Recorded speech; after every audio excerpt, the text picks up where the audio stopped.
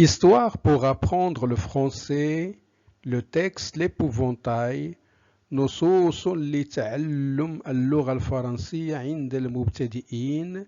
لا تنسى الاشتراك في القناة وتفعيل الجرس. L'épouvantail. Il y avait une fois un paysan. Le paysan avait un champ de blé. Il n'y avait pas seulement le paysan et son champ de blé, il y avait aussi les petits oiseaux, et c'était au printemps. Le paysan se dit, quand le blé aura poussé, toute cette vermine viendra le manger. Et quand les cerises mûriront sur mon cerisier, ils mangeront aussi les cerises. Le fils du paysan proposa, « Papa, on pourrait mettre un épouvantail dans le cerisier. » Ils revinrent à la maison et le paysan dit à sa femme, « Femme, donne-nous de vieux vêtements, ce que tu as de plus vieux, c'est pour faire un épouvantail. » Elle répondit qu'elle n'avait rien de vieux et qu'elle ne voulait rien donner.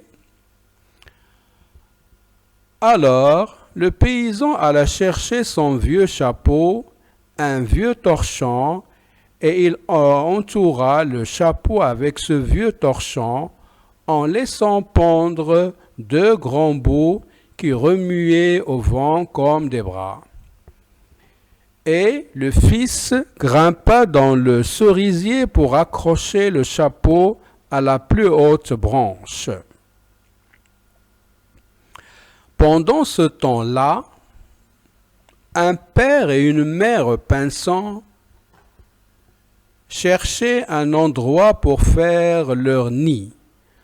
Quand ils virent l'épouvantail, on ne peut pas dire qu'ils eurent peur, mais ils se méfièrent parce que c'était quelque chose qu'ils ne connaissaient pas et qui remuait. Allons-nous-en. Après plusieurs jours, ils remarquèrent que si cette chose remuait, c'était toujours de la même façon. Alors ils dirent, « Ce n'est pas un homme ni une bête. » Et un matin, la mère pinçant dit au pinçant, « Le nid, le nid. » Eh bien, fit le père pinçant, « il faut le mettre là-dedans. Jamais ils n'auront l'idée d'y regarder, ni les hommes, ni les serpents, ni les chats. »